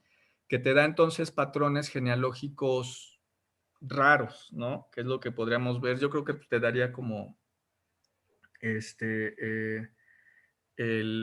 patrón asortamiento incompleto. Incompleto de linaje. Asortativo. Ajá, sí, pero es que se me fue la palabra en español, el asortativo. Ay, ¿cómo se dice en Sorteo español? Sorteo, es que no es sorteo. Ay, ¿cómo lo decimos en español, Luis? Bueno, el incomplete lineage sorting, pues en inglés. Vamos a hablar en pocho. Ajá, y justamente los algoritmos de coalescencia funcionan muy bien para detectar este tipo de eventos. Pero, ojo, solo para detectar estos eventos. Si tú lo quieres mezclar con cosas demográficas o cosas de selección, ahí sí ya no funciona. ¿Por qué? Porque la señal se empieza a confundir y el resultado puede ser cualquier cosa, ¿no? Entonces, ¿sí te sirve justamente para ver transferencia horizontal? Por supuesto que sí, porque vas a tener entonces incongruencias en tus patrones de tus árboles y esto se puede simular efectivamente con coalescencia. Pero sí, Y de hecho se hace con eso. Pero solo si tienes ese evento, porque si le juntas tamaño efectivo y migración, ahí sí no se puede salir cualquier cosa. ¿Okay? Sí, porque cada uno de los linajes tiene distinto tamaño efectivo, distintos tiempos de generación y distintas presiones de selección. Entonces, pues ya no puedes avanzar más allá que eso, ¿no? Pero sí se puede utilizar. De hecho, cuando tienes los genomas completos, pues haces como las genealogías de cada gen y ves cuántos son congruentes con incomplete lineage sorting, o cuántos se deben efectivamente a transferencia horizontal entre los linajes por hibridización, ¿no? Que fue lo que hicimos en el genoma del saguaro, si quieren revisar el paper ese, el genoma del saguaro. Pero bueno, es muy complicado el análisis. Ok, gracias. A ver, chicos, entonces, miren, bueno, si tienen preguntas, me van diciendo, ¿eh? Su paquete de la práctica le contiene... Ustedes ya no saben qué es el arcón navideño, ¿verdad? Es que hace mucho había algo que era el arcón navideño, que lo publicaban en el radio. Entonces era el paquete que le contiene 3 latas de atún y así como una despensa, ¿no? Y a veces tenía 8 botellas de aceite, Ajá, 8. 3 sopas. Sí, Maruchan. exacto. Eran bastante rascuachonas, ¿eh? Sí, eran rascuaches, pero eran muy baratos, me acuerdo. Yo nunca compramos en mi casa porque yo quería un halcón navideño. Bueno, los que entendieron el chiste, lo más probable es que nadie entendió el chiste, solo Luis y yo. Entonces, lo que le contiene su práctica son, miren, son tres datos de secuencias. Este es de las calabazas, ya los conocen. Este es el de los murciélagos, que ya lo conocen, también ya lo usaron. Este es sorpresa, ¿eh? Entonces véanlo. Todos son datos reales. Este es el que usé en la práctica de YouTube. Vean, los que tengan curiosidad y por favor, de verdad háganla. Está bonita la práctica y aparte me costó trabajo hacerla. Entonces, háganlo y vean y ustedes investiguen qué son estas secuencias y interpreten qué es lo que está saliendo, ¿no? Aquí hay una inspiración súper padre para hacer análisis para un trabajo final bien chido, pero bueno, ahí se los dejo. Y vienen 2 artículos que también necesitan revisar, ¿sale? Este es una crítica bastante fuerte a estos análisis de Skyline Plot, que es los que acabamos de ver hace ratito, de cómo podemos caer en un montón de errores. Entonces, véanlo, sobre todo cuando tenemos nosotros estructura que no estamos considerando, ¿no? Y el otro es ¿no? Que es la presentación de los métodos en general. Hay muchos artículos que utilizan este método y muchos de presentación, todas las modificaciones que van surgiendo el algoritmo, pero este está bonito porque es toda una revisión, vienen los distintos tipos de análisis de Skyline que se puedan hacer y es importante que vean para que vean cuáles, si ustedes quieren implementar alguno de ellos, pues cuál es mejor para sus datos.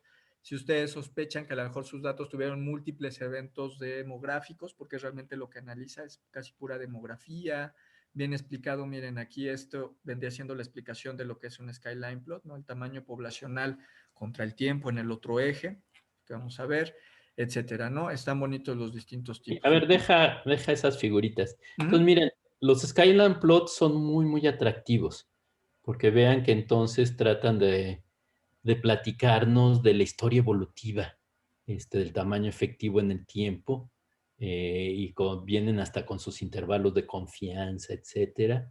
Casi siempre nos salen como la figura de, ¿verdad, Jaime? Sí. Entonces lo que queremos luego es distinguir si realmente el incremento al presente es real o un artefacto y en qué momento es de veras significativamente distinto de los tamaños en el pasado. Y supuestamente los intervalos de confianza nos pueden decir historias, pero como dice Jaime, pueden ser muy dependientes. Por ejemplo, luego analizamos muestras o submuestras y entonces encontramos que a lo mejor era una conclusión de un artefacto, de que eran linajes muy distintos que luego se vuelven a mezclar o cosas por el estilo. Entonces hay que tener cuidado, pero de entrada son pues muy atractivos, ¿no? O sea, si ven cómo cambia el tamaño efectivo en el tiempo. Sí. Entonces nada más, pues úsenlos, interprétanlos, pero tengan cuidado cuando los pongan en sus papers. Exacto. Para las prácticas está bien.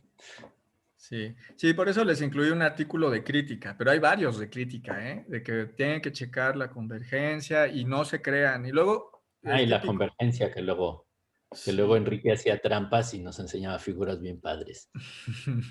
Y no habían llegado a la convergencia. Luego cuando le decíamos, ¿por qué no lo pusiste en el paper? Es que no había llegado a la convergencia, era nada más una figura padre. Gracias, Enriquito. Era nomás para el seminario. Bueno, entonces, aquí están los sets de datos y vienen unas instrucciones. A ver, aquí está. Aquí está, ¿no? Es el archivito, ya saben, con las instrucciones. Las instrucciones están súper cortitas, realmente son cosas que nosotros vamos a, que necesitamos instalar. Y además, en su paquete, en el paquete, viene este ejecutable. Este ejecutable lo que va a hacer es instalar Conda en su máquina virtual. Conda es un ambiente basado en Python, que es una maravilla, sirve para instalar los programas de manera más sencilla. No es del todo infalible, pero es una manera que nos puede ahorrar mucho tiempo para instalar cosas y sobre todo si vamos a utilizar nuevamente clusters o vamos a utilizar algún servidor o alguna máquina remota, esta es la opción para hacer las instalaciones. 1, porque es más sencillo y 2, porque la instalación no requiere permisos de administrador. que los que hayan tratado de utilizar un equipo de cómputo, un clúster, se dan cuenta que tienes de dos opciones. O utilizas un ambiente chiquito que tú generes para correr tus programas, o vas a tener que estar molestando al administrador para que instale todo lo que tú necesitas, ¿no? Es muy raro que un administrador te dé privilegios para que tú puedas instalarle cosas al servidor, ¿no? Entonces, bueno, viene que es la instalación, y realmente es bastante sencillo, aunque se oye esto sofisticado, es bastante sencillo. Entonces, lo primero que vamos a hacer es, bueno, bajar nuestra práctica. Acuérdense, siempre, nunca me voy a cansar de decírselos, tengan un orden de dónde están bajando sus cosas. En este caso, pues yo lo bajé en mi, perdón,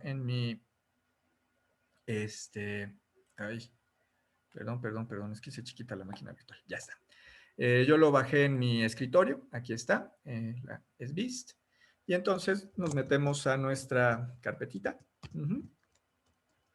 en el escritorio, SBeast, y tan fácil como que ejecutamos entonces el archivo miniconda, ¿no? Todo diagonal, miniconda. Entonces, esto lo que va a hacer es, bueno, primero nos va a decir que sí, que estamos de acuerdo, le decimos a todo que sí, leemos esto y le decimos que lo aceptamos, ¿no? Y lo que va a hacer es entonces instalarlo. Esto va a tardar un rato, entonces tengan un poquito de paciencia, tengan conexión a internet, y se va a tardar, pues yo creo que se va a tardar a lo mucho una media hora, pero bueno, lo va a instalar. Aquí le voy a poner que no, porque ya lo tengo instalado, y de hecho, si le dicen que lo vuelves a instalar, aun cuando ya lo tengas instalado, lo reescribe, entonces no lo tengan cuidado, ¿no? Cuando hayan terminado este paso, lo que tienen que hacer es cerrar su consola y volverla a abrir. Y van a notar lo siguiente, en su consola va a salir esto, que dice base. Si dice esto, que se llama base, quiere decir que ya está instalado Conda en su Linux, y está bien. También se puede instalar en Mac y funciona muy bien. Se supone que también en Windows, pero yo no me hago responsable porque jamás lo he usado y no sé si funcione bien o qué tan bien funcione, ¿ok? Pero en Mac y en Linux funciona perfectamente. Ya que lo instalamos, podemos instalar en nuestro paquete, que en este caso pues es BIS. Entonces le damos conda, install, -c, -c, bioconda, que es el servidor en el cual vamos a instalarlo, y instalamos BIST. Y bueno, aquí se va a tardar nuevamente un ratito. Conda va a buscar en los distintos repositorios, en los distintos servidores. Y aquí, bueno, ya me avisa que, bueno, ya tengo el paquete instalado y hay una versión nueva. Ahorita no lo voy a actualizar porque no hay momento, pero bueno, ya está instalado el paquete. Luego lo que tenemos que instalar es Figtree. También se puede instalar vía Conda, pero ahorita lo vamos a instalar a nuestra consola. ¿Se acuerdan de este comando? Sudo apt get install Figtree. Figtree es un visualizador de árboles. Nos va a pedir nuestra contraseña si lo ponemos.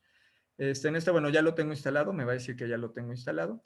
Aquí lo vamos a instalar directamente en nuestro sistema operativo, porque varios de las bibliotecas que usa Figtree nos pueden servir para otros análisis de nuestro Linux. Entonces, por eso yo recomiendo que mejor se lo instalen en Linux y no en Conda, ¿ok? Pero bueno, ahí están las instrucciones, ahí vienen. Y nos vamos a meter entonces a Internet y tenemos que buscar entonces Tracer Software, ¿ok? Ya que tengamos Tracer Software, lo vamos a bajar. Vamos a ponerle, aquí está, es ¿okay? Aquí está el sitio. Y bueno, lo descarga, ¿no? Ahí viene el link de descarga. Nuevamente, acuérdense, no cierres esto. Nuevamente, acuérdense de tener orden de dónde descargan las cosas que ustedes tienen, sobre todo los programas, ¿no? Por ejemplo, aquí voy guardando todo.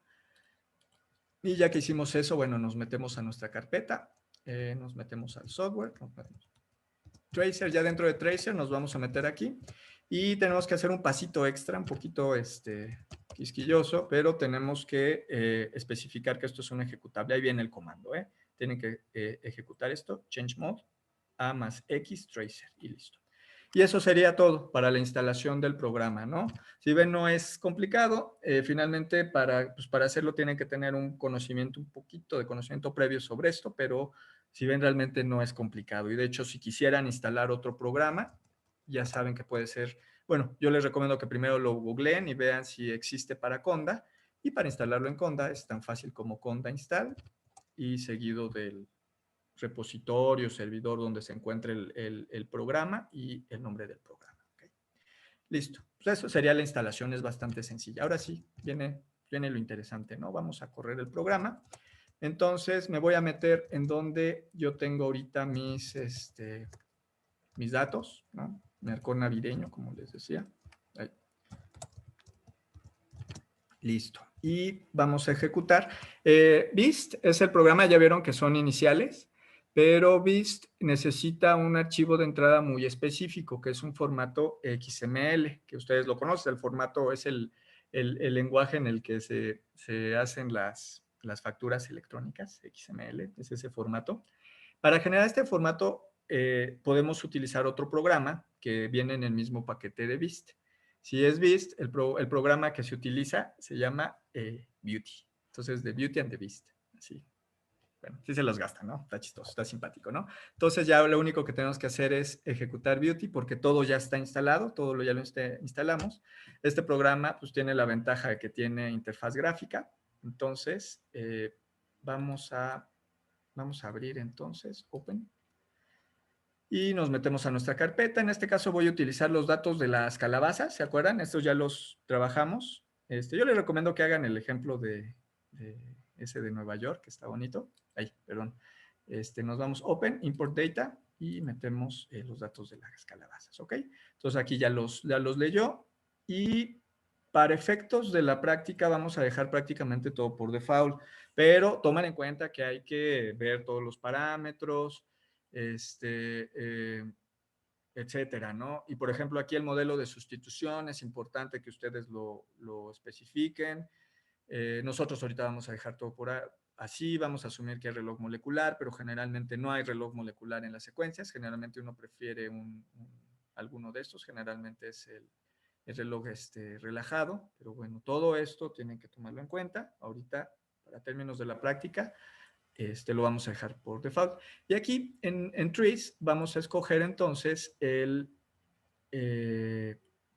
coalescente bayesiano y aquí vamos a escoger el linear. El linear es un poquito más flexible en lo que a los cambios demográficos se refiere, entonces vamos a dejar ahorita esto así. Y listo, vamos a dejar entonces todo lo demás por default, como les mencionaba. Pero sí es importante que ustedes vean qué quieren decir esto, qué conviene moverle aquí, si no conviene moverle, etcétera, ¿ok? Eso es un disclaimer, o sea, yo no les estoy diciendo que corran exactamente así, únicamente les estoy enseñando cómo correrlo y lo que se puede hacer con este programa, ¿sale? Aquí viene qué tan largo queremos el análisis. En este caso lo voy a hacer corto, lo voy a hacer hace rato corrió en menos de 1 minuto, entonces vamos a hacerlo ahorita, vamos a hacerlo igual, de 100,000 cadenas de Markov. Tomen en cuenta que estos análisis tienen que ser más largos, tienen que ser generalmente más de 50 millones, ahorita lo vamos a hacer cortitito. Y esto lo que nos va a decir es cuántos registros vamos a tener en nuestro archivo de salida. En este caso, si son 100,000 entre 100, vamos a tener 1,000, ¿ok? Vamos a tener entonces 1,000 registros o 1,000 arbolitos, ¿ok? Y listo. Una cosa importante, chicos, cuando ustedes obtengan el número de registros, el número de árboles, cuando hagan este análisis, procuren que jamás pase los 50,000. De preferencia, quédense siempre con 10,000 arbolitos. Esto grábenselo. Aunque ahorita no tenga ningún sentido, grábenselo. Cuando haga yo mi algoritmo de bayesiano para hacer cosas de coalescencia, 10,000 arbolitos es lo que necesito. Grábenselo, 10,000. Eso. ¿Por qué? Porque cuando hacemos los análisis de coalescencia, si tenemos de más, se puede llegar a tardar mucho o generalmente se traba. Y luego es muy frustrante que ya hicimos todo el análisis y ya vamos en el último paso y ese último paso no funciona porque tenemos demasiados árboles. Se puede reducir el tamaño del archivo, pero no es lo mejor. Entonces, recuerden, 10,000. Grábenselo, 10,000. Bien. Muy bien, ya que pusimos los parámetros, generamos entonces nuestro archivo. Aquí me está reclamando, me dice, oye, ¿vas a dejar todos los priors así? Sí, muy bien. Y aquí le voy a dejar el nombre por default que me da. Y listo. Entonces, si nos vamos aquí a nuestro archivo, nos generó este nuevo, bueno, estos los voy a, son de la corrida anterior, pero el que nos generó es este. Que como les decía, pues es un archivo, es el archivo de entrada de BIST, donde viene pues, toda la información, vienen las secuencias, que se acuerdan son de calabazas de cultivos, vienen aquí todas las secuencias, qué bonitas, y lo que está padre es que acá viene toda la información de todos y cada uno de los parámetros, que los dejamos por default, pero viene toda la información, ¿no? El tipo de análisis que vamos a hacer, el tipo de reloj que estamos asumiendo, el modelo de sustitución, miren aquí está HKY, y etcétera, ¿no? En algunos análisis es necesario modificar este archivo.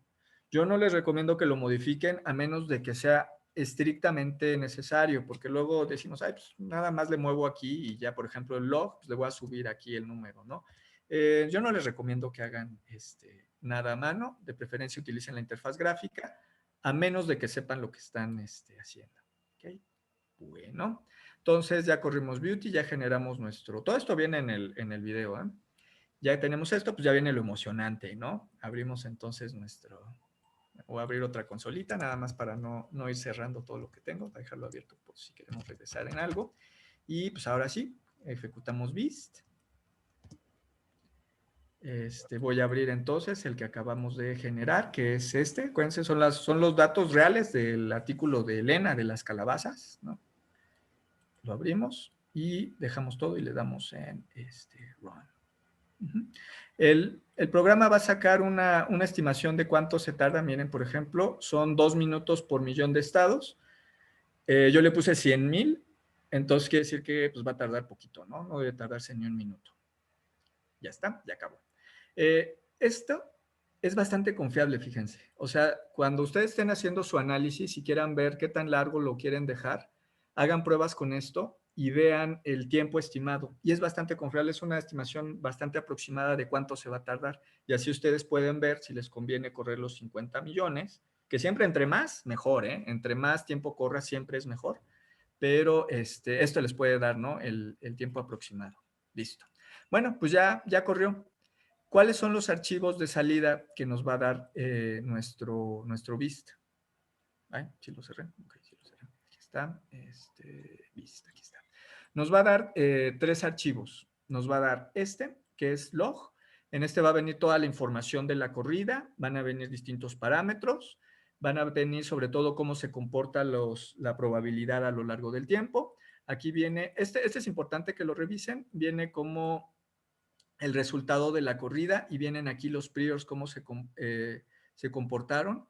Aquí en general se comportaron bastante bien. Esta es la probabilidad de aceptación. Sí, se comportaron bien, pero ustedes es su responsabilidad revisar que sobre qué intervalos deben de estar, ¿ok? No es bueno que estén tan altos, tampoco es bueno que estén abajo. Como regla de dedo, para estos, por ejemplo, es bueno que esté entre .20 y .65, entonces corrió bien, aunque corrió bien poquito. Órale. Y el otro archivo que viene es que está lleno de árboles. Realmente ahorita lo que hicimos fue generar árboles bayesianos, pero ahorita vamos a revisarlos. Y listo. Estos son los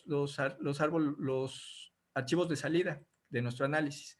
Ahora lo que vamos a hacer es, voy a seguir dejando abiertas las consolas. Vamos a llamar a FigTree. No, vamos a hacer el árbol consenso con Tree Annotator. Acuérdense, todo esto viene en el video, ¿eh? Sí, aunque si tienen dudas, pues por supuesto me pueden decir. Vamos a hacer un burning. Acuérdense, cuando estamos trabajando, bueno, no tienen por qué acordarse si no saben. Cuando trabajamos con este tipo de algoritmos, no recuerden, pero estos análisis empiezan por ejemplo, con un árbol al azar y ese árbol se empieza a optimizar para obtener la filogenia real.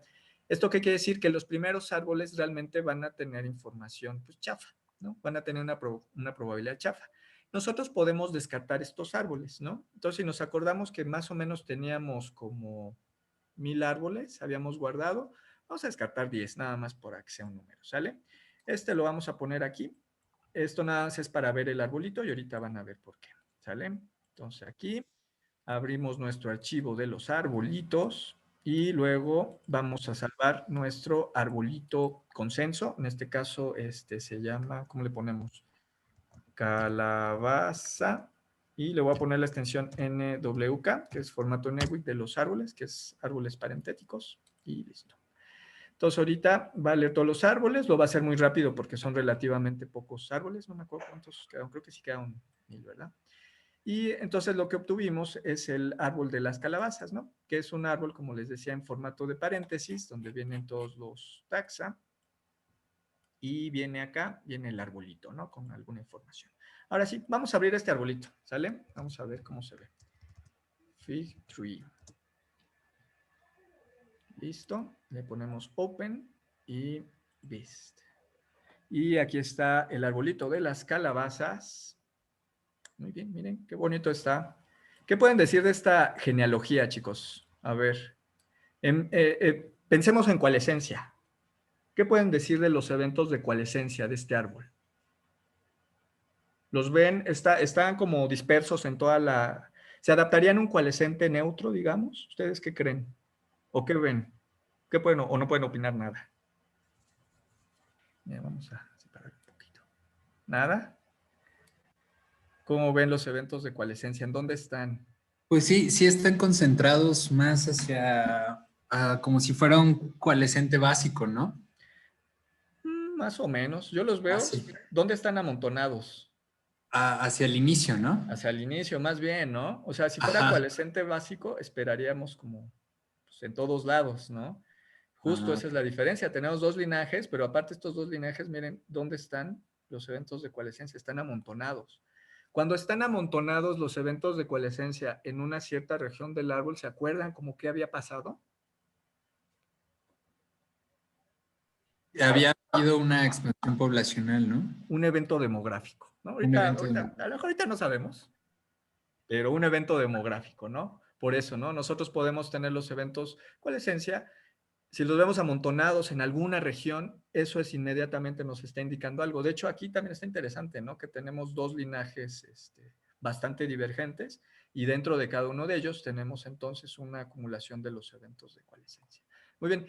Esto es otra de las cosas que yo les sugiero. Siempre que van a hacer un skyline plot, antes vean el árbol, por favor, porque la gente suele saltarse este paso, pero es el árbol, es la coalescencia en todo su esplendor. Y justamente el análisis de skyline plot se va a hacer a partir de esto que estamos viendo aquí, ¿ok? Entonces es bueno que ustedes lo vean y ya de verlo nada más, nosotros ya podemos decir, ya sé que va a salir. Y obviamente si el árbol sale todo chueco, si el árbol sale con muchas politomías, si está mal el árbol, pues ya no tiene ni caso que hagamos el skyline plot, ¿ok? Entonces esa es otra de las cosas que quiero que se les grabe. Siempre, antes de hacer el skyline plot, vean su arbolito. Miren, qué coqueto está, bonito. Si no está bonito, no está coqueto, no tiene sentido, no sigan adelante. Porque muchas veces se hace el análisis de skyline plot saltándose este paso y pues es una caja negra, ¿no? Y le creemos al skyline plot cuando a lo mejor nos está diciendo puras mentiras. Vean su árbol. No me voy a cansar de repetírselo. Te los voy a repetir hasta el final de la clase. Vean siempre su árbol antes de hacer el No, pero sí es muy importante porque puede haber muchos artefactos. Desde que hayan puesto secuencias que nieran, basuras, secuencias, depende de cómo las hayan obtenido, invertidas, que era el típico. O sea, una rama tan larga como esa, a veces lo que quiere decir es que estaban las que iban en forward, las que iban en reversa. Y me lo enseñaban. Además, después de que les había dicho que eso les iba a pasar un día, me lo traían. Encontré 2 especies. No, es un batidillo el que tienes, mi René. Pero bueno. ¿Qué más? Entonces, obviamente, luego no puedes ver todos los datos como la secuencia, pero cuando menos análisis, como dice Jaime, sí, pero tampoco luego puedes ver cada secuencia ATT-GCC, pero ya te ayuda a una primera visualización, ¿no? Entonces, es el equivalente como hacer la inspección de las frecuencias alélicas, sería la inspección en estos términos, ¿no? Y de hecho, si algo que se ve también bonito aquí es que cuánta variación genética tiene estos grupos. Pues poquita, ¿no? Son muy parecidas las secuencias. De hecho, si recuerdan, pues eran muy parecidas, ¿no? Y de hecho, si tuviéramos alguna duda, también por eso dejé abierto el Beauty, nos podemos regresar al Beauty Y ya que estamos aquí en nuestro set de datos, nosotros podemos ver las particiones de alguna manera. No me acuerdo. Aquí, perdón. Parece que aquí hay una manera de verlo, ¿eh? La verdad, aquí están, mira, aquí están las secuencias. Entonces, por ejemplo, dijéramos, ay, mira, este está feo. Ay, pues me voy al beauty, miren, aquí el beauty. Ahí no hay gente, aquí está. Ah, pues es la secuencia, ¿no? Esto es lo que se conoce como sanity check, ¿no? Saber que todo está en orden. Entonces, ya que vimos que todo está bonito, ahí están los datos de las calabazas de Elena, ya vimos que el árbol, sí, pues como que sí, ¿no? Como que sí sugiere También algo. otra cosa, chicos, que estén bien alineados. Sí, bueno, sí. Porque sí. igual todo el otro Sí. clúster es que los alinearon de otra forma. Entonces hay un mega gap o cositas así que suenan triviales, pero ha Ah, sí. pasado en la historia del laboratorio muchas veces. Sí, no me fijé, Luis, ahora que no dices, pero mira, podemos checarlo ahorita, ¿eh? Pero yo recuerdo que sí estaban No, se ve alineados. todo Sí, muy bien ordenadito. listo. Ahora, por ejemplo, aquí que hay como dos grupos muy distintos, pues a lo mejor, pues no sé, Jaime, pero pues a lo mejor hacer el Skyline plot por separado para cada Exacto, grupo, no para todos juntos, ¿no? claro. Sí, sí, sí. De hecho, ahí uno de los artículos, pues trata del sesgo que puede dar la estructura, ¿no? O de usar cosas diferenciadas, ¿no? Entonces, bueno, sí. Muy bien. Listo, pues ya estamos listos. Ya vimos que al menos la alineación está bien. Ya vimos nuestro árbol tiene coherencia, sí. Ya vimos que sugiere que hay un evento demográfico. Ya le hice mucho emoción. Entonces ya, vamos a hacer nuestro, Jaime. nuestro Skyline plot, ¿no? Entonces, para esto nos vamos a nuestro programita, que es el otro que bajamos, que se acuerdan que se llama Tracer. Yo lo guardé en la carpeta de software. Ay, esperen, déjame quitar esto, porque las ventanitas me estorban. CD software. Nos metemos a Tracer, nos metemos a la carpeta bin, donde está el ejecutable, y le damos aquí, igual, ¿no? ¿Se acuerdan cómo se ejecutan las cosas en Linux? Punto diagonal, pues, bueno, ya es como idiosincrasia de Linux. Ok, y Tracer, aquí está el programa, ¿no? Entonces abrimos Tracer, le damos en Import, y vamos a abrir, bueno, me voy a ir a donde sea que guarde mis resultados, aquí está. Este es el que corrí para las calabazas. Aquí de entrada vamos a ver qué tan buena fue la corrida. Todo está en rojo, entonces pues siempre si algo está en rojo no es bueno. Todo no debe estar rojo, rojo es alarma, pero para funciones de ahorita nos quedamos con ello. Aquí vienen las distribuciones de los distintos parámetros. Generalmente nosotros quisiéramos que esto fuera una como campana con un solo pico y colas muy cortas. De hecho aquí si ven tenemos como dos picos y una cola larga. Nosotros podemos verlo de esta manera o también verlo así como un trace. Aquí se ve muy claro lo que está pasando. Estos son los primeros árboles y estos son árboles, digamos, chafas, ¿no? Son cosas que nos sirven, apenas estaba explorando las distintas combinaciones para obtener el árbol bueno. Si ven, entonces aquí la probabilidad empieza a subir y aquí como que ya se empezaba a asintoticar, ¿no? Entonces, bueno, esto es importante que siempre revisen también, aunque lo hayan corrido 50 millones o 500 millones, siempre revisen el comportamiento de la probabilidad y estos valores tienen que estar en el ideal arriba de 300. Ya así muy laxos, pues arriba de 50, ¿no? Pero bueno, si salen rojos, quiere decir que hay que correrlos más. Ahorita nos vamos a quedar con ellos. Y por ejemplo, aquí ya vi que pues todo esto, lo que está como por aquí, está como chafa. Entonces, lo vamos a quitar. Entonces, miren, ya lo que hice fue quitarlo. Esto no quiere decir que ya esté bien la corrida, pero podemos entonces quitar la primera parte, que es la parte que era como de calentamiento, por eso burning, vamos a quitarla. Y listo. Entonces, ya que tenemos esto, ya vimos nuestra probabilidad, ya vimos nuestros parámetros y listo. Nos vamos a análisis y nos vamos a reconstrucción bayesiana. Aquí vamos a agregar el archivo de los arbolitos, ¿se acuerdan? Es el que dice trees. Aquí se acuerdan que pusimos linear, es un poquito más flexible, en este caso nos funciona. Vamos a dejar todo por default y le damos en OK. Y aquí esperamos un ratito y ¡ay! ¡Qué feo quedó! Pero miren, aquí está. Lo voy a agregar. Vamos a correrlo un poquito más, para que se vea un poco más bonito. Pero miren, ¿qué ven aquí? Aunque se ve feo, hay que correrlo más. Aquí, bueno, el largo no tiene nada que ver, pero ¿qué ven al pasado? Miren.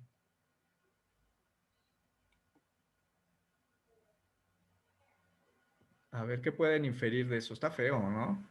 Vamos a ver. Pero con imaginación, chicos, imaginación. Sí, vamos a correrlo más tiempo, vamos a ver, vamos a seguirlo viendo, pero miren, todavía tenemos un poquito de clase, entonces voy a correrlo más porque sí quedó muy feo. No, pues tengo que generar. Bueno, vamos a hacer como programa de cocina y yo ya tenía uno listo que corre un poquito más. Sí, quedó muy feo, pero como programa de cocina,